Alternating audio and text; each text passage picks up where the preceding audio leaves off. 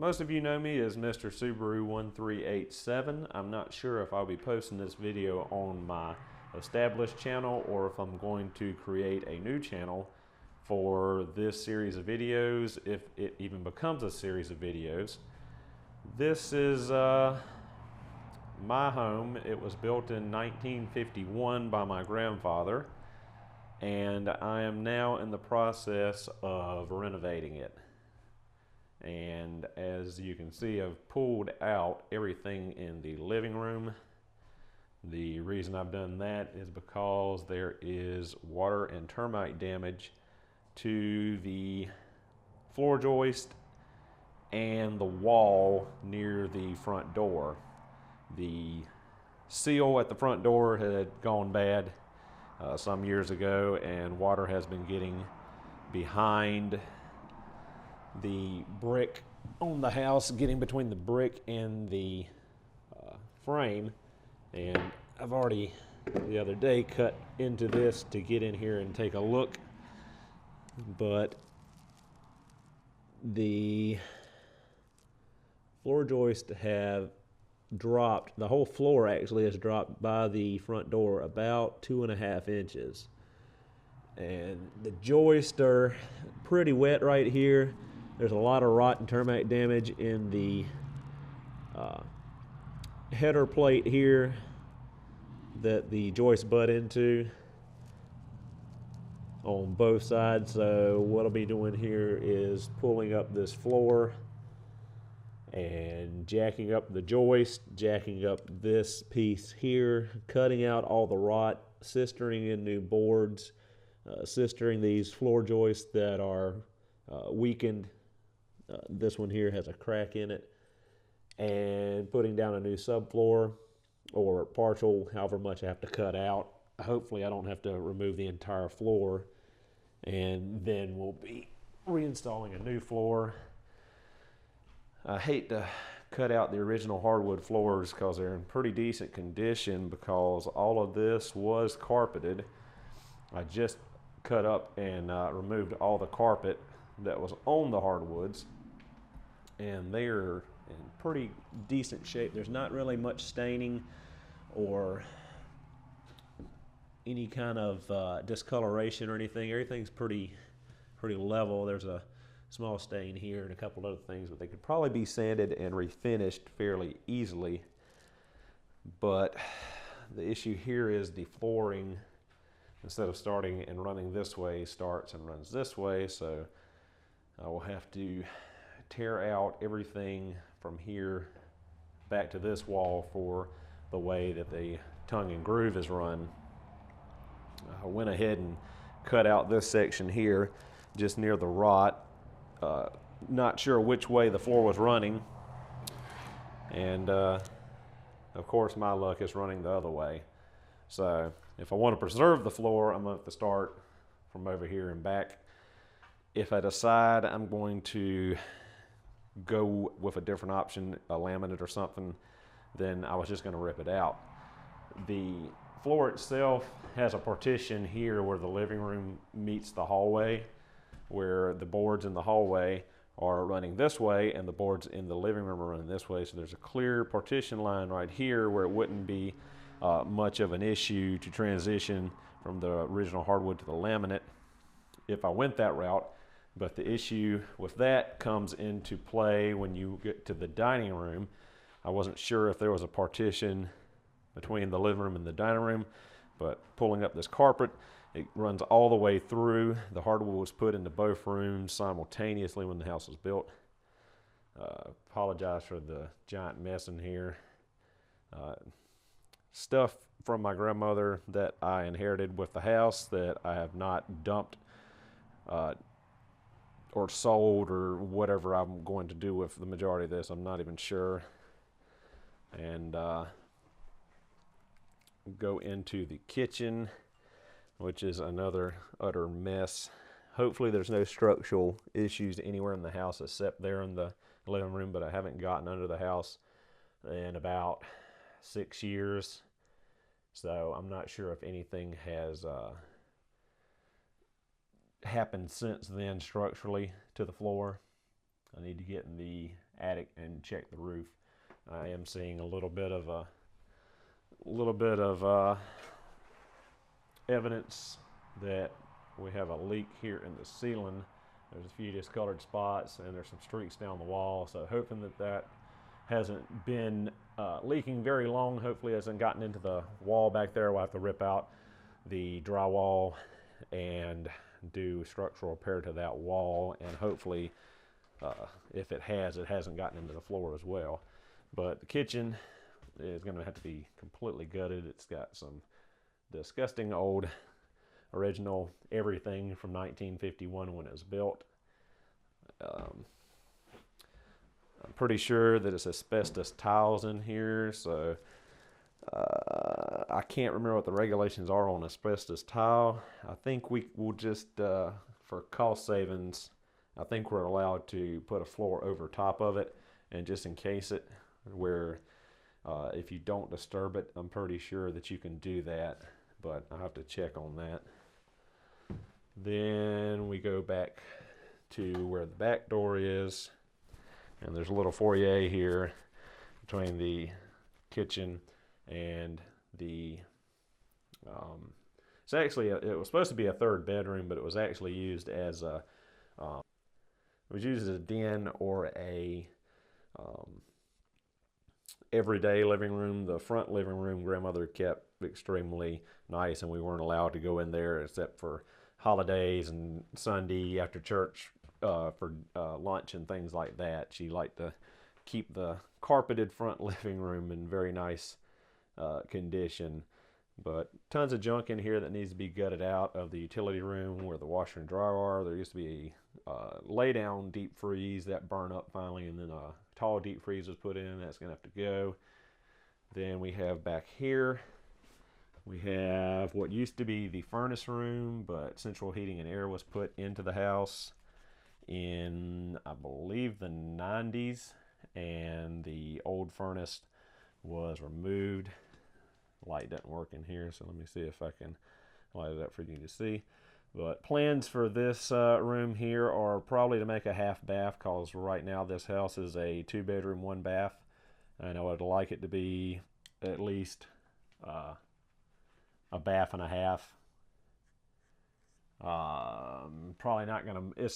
Actually, it was built. Let me step back. Actually, it was built as a 3-bedroom, 1 bath. But like I said, that last bedroom was converted into a den. So I doubt I'm gonna convert that one into a bedroom, make it a 3-bed, 1.5 bath. And here is our entrance to the attic. Hole in the ceiling with some cardboard in it. I'm sure that was grandmother's repair. And moving into so we have hardwoods all throughout. Most of these rooms were not actually carpeted, but had a gigantic rug, I guess a large area rug, and there's probably, I think, 3 layers thick actually. I pulled it out of one of the back bedrooms, and it was 2 layers. I think the living room or den in here, I think it's actually 3 layers. They just basically put a new layer down over the old one when it went bad. But as you can see, this was originally intended to be a living room with a sliding door closet and a secondary closet over here. But I doubt this will be a bedroom, because it's just awkward having, 1, a walk-through bedroom, and 2, the fact that it connects here to the entrance at the rear of the house and the kitchen, and then into the hallway here. It's just, the floor plan was not great. Like I said, my grandfather did the layout and built the house himself. We have another closet here in this small hallway. There is the master bedroom there, and the secondary bedroom here. Nothing really to see in there. And the 1 bedroom, I have baseboard and the mantle stored in here at the moment. We have a linen closet here in the very small, very narrow bathroom, and a bathtub, shower head combo, the toilet, and the original sink, original medicine cabinet. This is original tile on the walls, but the floor, I believe in the mid-90s, got some water damage, and it was starting to sagged quite a bit, and especially I think it basically rotted out. I think the seal at the toilet went, and it rotted out the floor around the toilet. And my grandmother had someone come in and repair the structural damage to the floor, and they installed the new tile floor, which most likely that's going to be getting pulled up, because I don't know how well it was done, or the condition of, you know, how well they patched it. And like I said, central heating and air was added to this house in the 90s as well, and it was poorly done. So we're going to be addressing that. We're going to be addressing the electrical in the house, because this house is all original 1951 cloth wiring. All of the windows in the house are going to have to be replaced as well. Let's see if I can show you this window real quick. They're all original 1951 metal casement windows, single layer glass, metal frames caulked in place, no insulation. They all have locks and hand crank out. They've all broken due to age. So in the meantime, I've gone through, and I think I ended up using like 7 or 8 tubes of caulk, and I've caulked all of them, so at least they're sealed wind tight. And the master bedroom, full of junk from where I relocated everything from the living room to pull the floors up. But the issue with the front seal, I don't know if we have an issue in the back corner of this bedroom. I'll show you why real quick. I think that the main issue, what started the problem with the seal and the water in the house, was the fact that when the house was built in 1951, there are nearly no overhangs on the roof to speak of, maybe 3 inches if I'm being liberal. But the way that the front stoop was constructed, and the fact that there were no gutters ever put on the house, water would stream down here and it would hit this little landing. And as you can see, all the bricks here are dark, discolored, and there's lots of moss growing on the bricks here. Water would stand in this back corner here, and I believe that's where it was getting through the brickwork and into this door frame and into the subfloor and the joist behind it. So the fact that this wall is also wet, I don't know if water has penetrated this side and affected the floor in the rear of the master bedroom.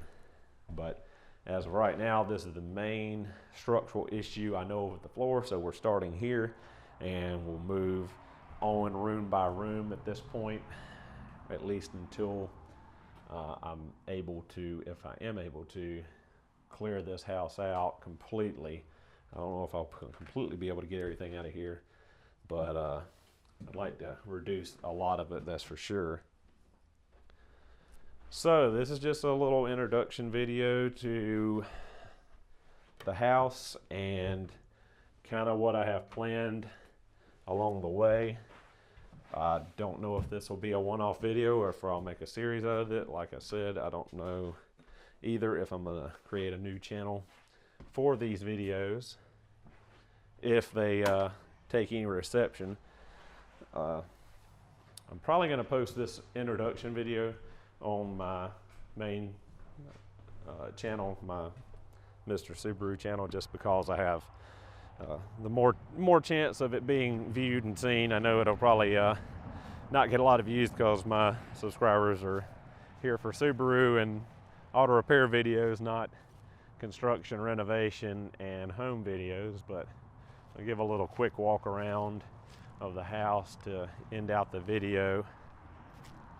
And as you can see, those metal casement windows are getting very rusted. And also the trim around these windows is rotting and coming apart because, of course, it wasn't pressure treated lumber in 1951.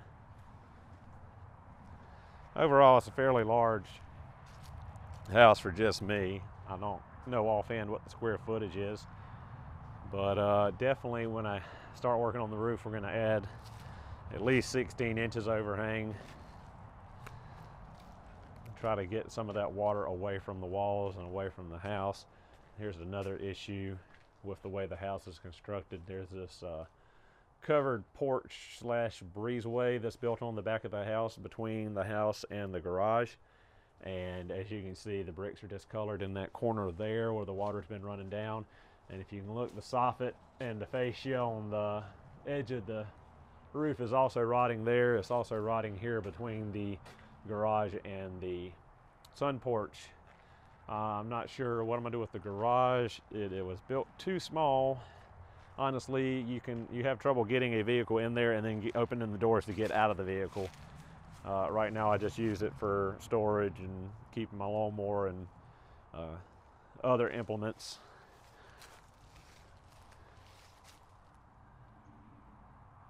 But we've got brick up to here, then stick built on top of the brick from there. But as far as I know, with the asbestos shingles or siding, you can encase those as long as you don't disturb them, and you're fine as well. You don't have to completely remove them and then install a brand new siding. So I don't know if I can put vinyl siding over those asbestos, that original asbestos siding or not, but that's something I'm going to have to look into as well. I don't plan on really using the garage for anything more than storage, because it does not have a concrete floor. It's just built with a dirt floor in it. Then we have the original well pump house, which all the plumbing is going to be redone as well, along with the wiring, because it's all original 1951 plumbing, as far as I know, other than maybe the pump replaced at some point. The back side of the house, I can't get there because of the jungle, but there's a large amount of rot in the fascia and soffit on the edge of the roof there where it meets the porch.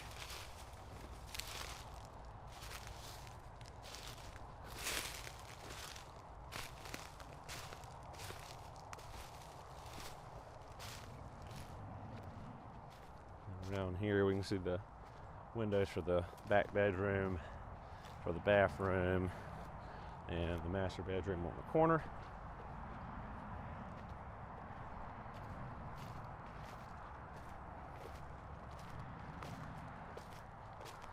So yeah, we've definitely got to add some overhangs on that roof, because that's causing some issues.